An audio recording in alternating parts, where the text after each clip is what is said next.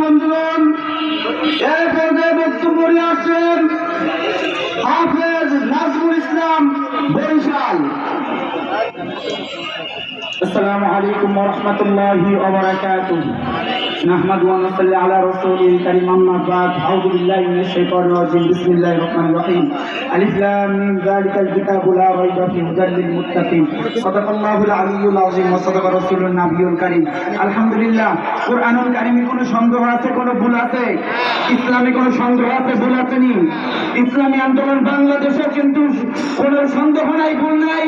আমার শেখ ফজলুল করিম রাহমাতুল্লাহি আলাইহি যেভাবে কষ্ট করছেন, মুফতি ফজলুল করিম সাহেবের চরমায় যেভাবে কষ্ট করছেন ইসলামের জন্য, এই ইসলামের জন্য নাকি আল্লাহ দিনের জন্য, ইসলামের জন্য এই দলকে কবুল করে। সবাই বলেন আমিন।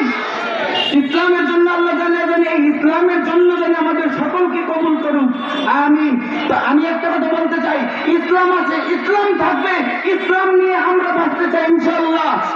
আসসালামু আলাইকুম ওয়া রাহমাতুল্লাহি ওয়া বারাকাতুহু। তিনটি রাজনৈতিক দলকে ক্ষমতায় যেতে দেখেছি, বাংলাদেশ আওয়ামী লীগ, বাংলাদেশ জাতীয়তাবাদী দল বিএনপি এবং আরেকটি হলো জাতীয় পার্টি। এই তিনটি দল বিগত দিনে রাষ্ট্র ক্ষমতায় ছিল।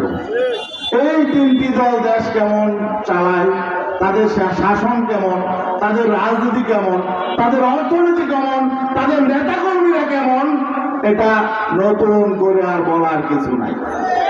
জনগণ দেখেছে, ঠিক না ভাই? জনগণ দেখেছে এই তিন দল কেমন দেশ শাসন করে। এই তিন দলের রাজনীতি দেখেছি আমরা, তাদের অর্থনীতি দেখেছি, তাদের নেতা কর্মীদের আচরণ দেখেছি। এই তিন দলের আগামী নির্বাচনে নতুন করে বলার কিছু নাই।